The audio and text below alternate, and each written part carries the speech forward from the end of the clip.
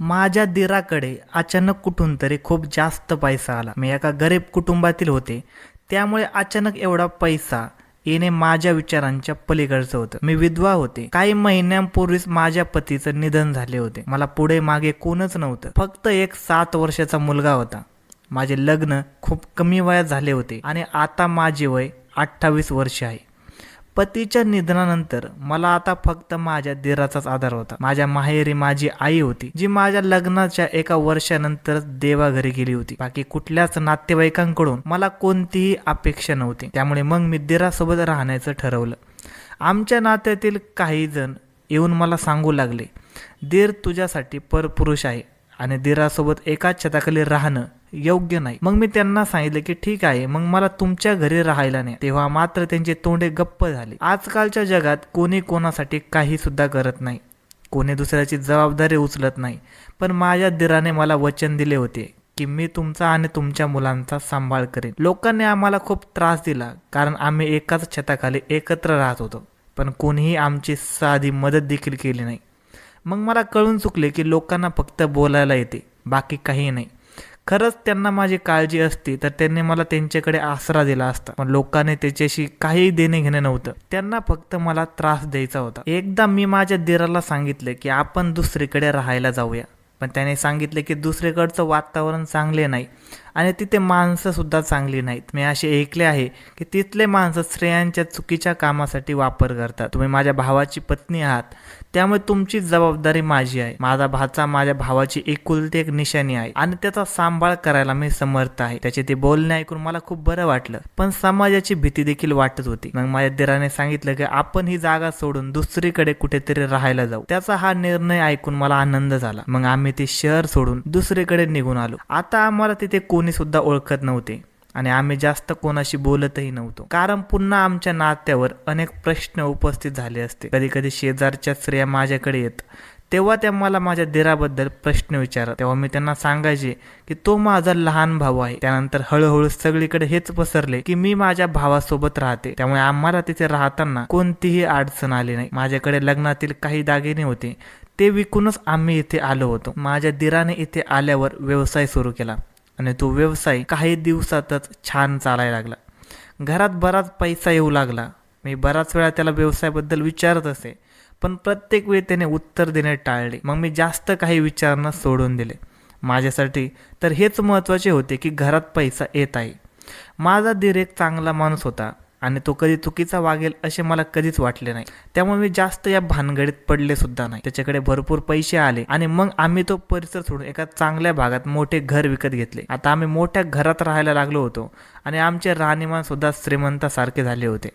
जसजसा जास्त पैसा येऊ लागला तसे सगळे नातेवाईक आमच्याकडे परत येऊ लागले. माझ्या दिराचे लग्न अजूनही झालेले नव्हते. त्याचे पैसे बघून सगळ्यांचे डोळे चमकू लागले आणि त्या सगळ्यांच्या डोळ्यात माझा दीर आणि त्याचे पैसे खुपू लागले होते. त्या लोकांना तर आधीच माझ्या दिरासोबत राहणे आवडत नव्हते, आता तर ते अजूनच ओढून ताणून बोलू लागले. कोणीतरी असे म्हणाले की दिरासोबत लग्न तरी कर, नाहीतर वेगळे राहा, तुझे त्याच्यासोबत राहणे बरोबर नाही. पण त्याच लोकांना जेव्हा मी सांगायचे की मला तुमच्याकडे आश्रयाला ठेवा, त्यावेळी ते लोक तोंड फिरवायचे. मोठ्या घरात आल्यावर मी एका वृद्ध महिलेला कामासाठी ठेवले होते, जी कायम आमच्या सोबतच राहायची. म्हणजेच मी एकटी कधीच नसायचे. श्रीमंत झाल्यावर माझ्या दिराने अजून एक काम सुरू केले होते. तो प्रत्येक महिन्यात 50 मुलींची लग्ने लावून द्यायचा. त्या मुली खूप गरीब कुटुंबातील होत्या. मग तो त्यांना हनीमून ऐवजी तीर्थयात्रेला पाठवायचा आणि सगळा खर्च तो स्वतः करायचा. त्याच्या या कामामुळे मी खुश होते. पण व्हायचे असे की जेव्हा ती मुलगी तीर्थयात्रेला जायची तेव्हा येताना ती विधवा होऊन परत यायची. आता मात्र मला काळजी वाटू लागली, कारण असे प्रत्येक मुलीसोबत होऊ लागले होते. ही गोष्ट समजल्यावर माझ्या दिराला पण टेन्शन आले, कारण त्याने केवळ पुण्य कमावण्यासाठी गरीब मुलींचे लग्न लावून त्यांना देवदर्शन घडवण्याची जबाबदारी उचलली होती. पण आता हे अघटित घडू लागले होते. माझा दीर मला म्हणाला की ही गोष्टी कोणालाही कळता कामा नये की जी मुलगी लग्नानंतर देवदर्शनाला जायची ती विधवा होऊन माघारी यायची.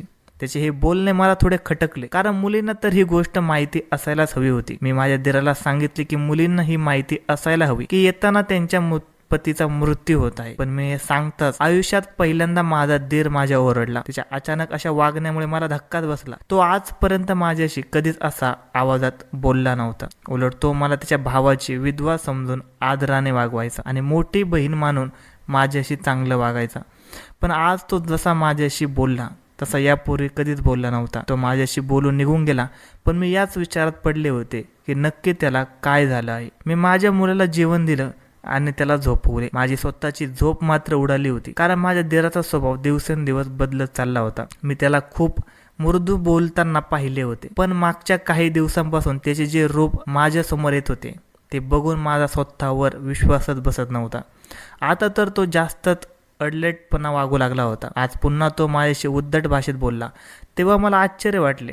तो रात्रभर घरी आलाच नाही. मी मात्र त्याची वाट बघत बसले होते. कुठेतरी माझ्या मनात शंका आली की तो काहीतरी चुकीचं काम करत असणार, कारण घरात एवढा पैसा येत होता आणि आता मला माहीत झाले होते की मुली तीर्थयात्रेला जायच्या आणि येताना विधवा व्हायच्या. या सगळ्या गोष्टी माझ्या डोक्यात फिरत होत्या.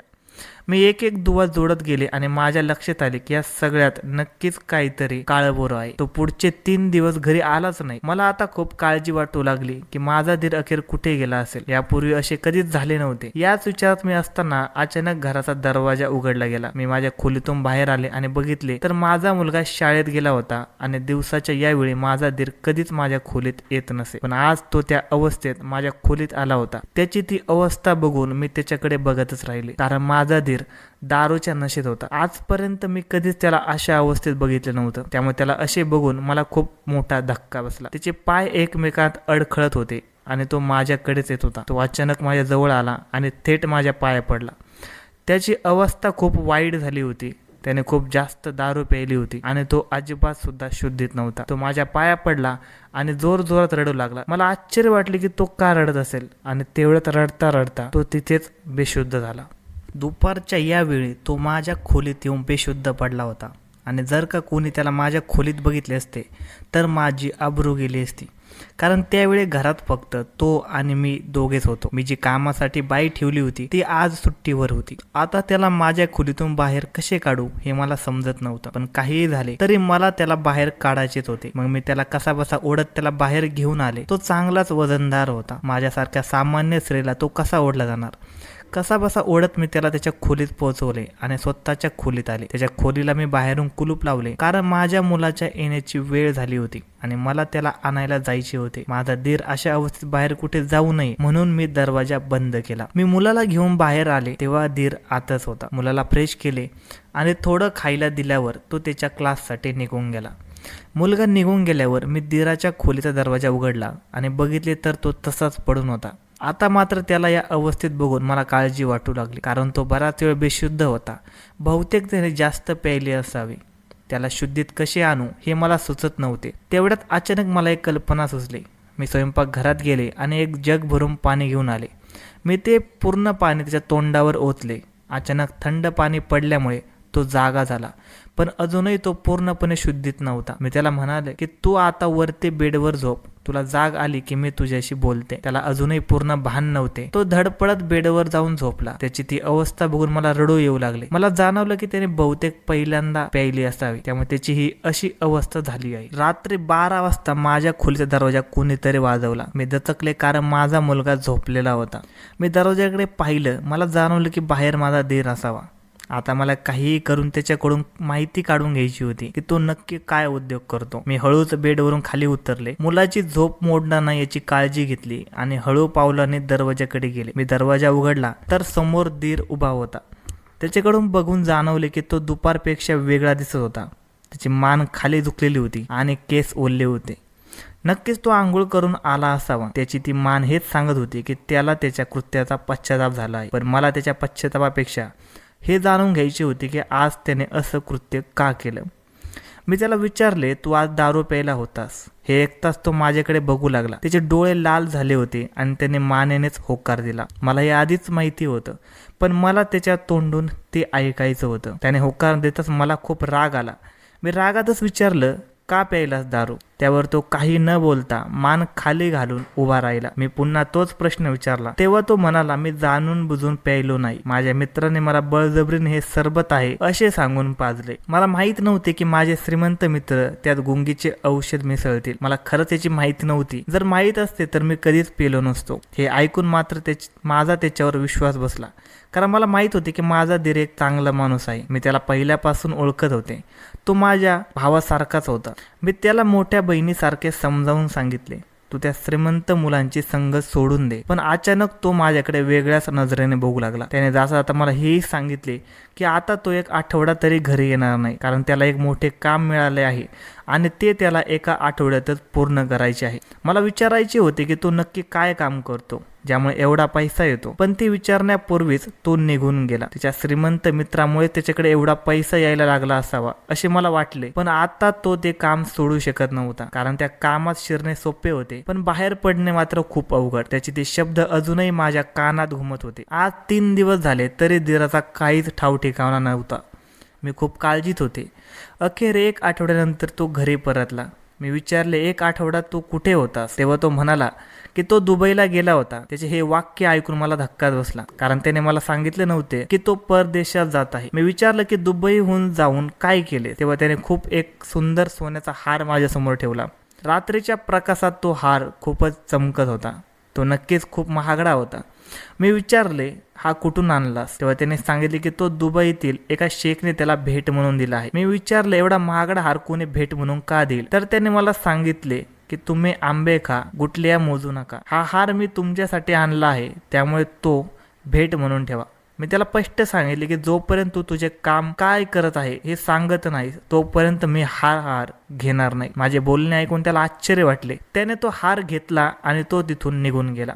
आता मला सत्य शोधून काढायचे होते. 1.5 वर्ष असेच उलटले होते. आता माझा दीर वारंवार परदेशात जाऊ लागला होता. एकदा त्याने सांगितले की तो दुबईला चालला आहे. मला संशय आला म्हणून मी त्याला सांगितले की मी विधवा आहे, पण मलाही एकदा तीर्थयात्रेला पाठवून दे. सुरुवातीला तो चक्रावला, पण नंतर त्याने होकार दिला. तुम्हाला एकटीलाच पाठवणार होता, पण मी इतर मुलींसोबत तीर्थयात्रेला निघाले. तीर्थयात्रेच्या ठिकाणी पोहोचताच मला जो धक्का बसला त्याने माझ्या पायाखालची जमीनच सरकली. मी तीर्थयात्रेला पोहोचलेच नव्हते तर मी त्या मुलींसोबत दुबईला पोहोचले होते. माझ्या दिराने मला तिथे पाहिले आणि लगेच तिथून बाहेर काढून माघारी पाठवून दिले. त्याने सांगितले की तो काही दिवसात परत आल्यावर सगळं काय आहे ते सांगेल. मी घरी परतले. 2च दिवस झाले होते की अचानक घराचा दरवाजा वाजला. मी दरवाजा उघडला आणि समोरचे दृश्य पाहून माझ्या अंगावर काटा आला. समोर माझा दीर उभा होता आणि तो पूर्णपणे रक्ताने माखलेला होता. त्याच्या डोक्यातून रक्त वाहत होते. मी त्याला आत घेतले आणि डॉक्टरांना बोलवले. दुसऱ्या दिवशी जेव्हा तो शुद्धीत आला तेव्हा त्याने रडत रडत आपले सर्व कृत्य सांगितले. तो म्हणाला, मी मुलींचे लग्न लावत नव्हतो, तर मी दुबईच्या एका मोठ्या टोळीसाठी काम करत होतो. घरी मुलींना फसवून त्यांचे लग्न डॉनच्या माणसाशी लावून द्यायचो आणि तीर्थयात्रेच्या नावाखाली त्यांना दुबईला पाठवायचो. तिथे त्यांना मुलींना विकले जायचे. 1-1.5 आठवडा वापरून झाल्यावर त्यांना तुमचा नवरा वारला असे सांगून माघारी पाठवले जायचे. त्या मुलींना कधीच कळायचे नाही की त्यांच्यासोबत काय झाले आहे. मला जेव्हा या पापाची जाणीव झाली तेव्हा मी त्या डॉनला हे काम करण्यास नकार दिला. त्यामुळेच त्याने त्याच्या गुंडाकडून माझ्यावर हा जीवघेणा हल्ला केला. माझ्या दिराचे हे सर्व बोलणे ऐकल्यावर मला त्याचा खूप राग आला. त्याने कित्येक निरागस मुलींचे आयुष्य उद्ध्वस्त केले होते. मी त्याला माफ करू शकत नव्हते, म्हणून मी पोलिसांना बोलवले आणि त्याला त्यांच्या ताब्यात दिले. त्याच्या कर्मासाठी त्याला आजीवन कारावासी शिक्षा मिळाली. त्यानंतर मी ते घर सोडून दिले, कारण ते घर कष्टाच्या पैशाने घेतलेलं नव्हतं. वाईट कर्माचे फळे ही वाईटच मिळतात, नाही का? धन्यवाद मित्रांनो. आजची कथा तुम्हाला कशी वाटली हे आम्हाला कमेंट सेक्शनमध्ये नक्की कळवा आणि चॅनलवर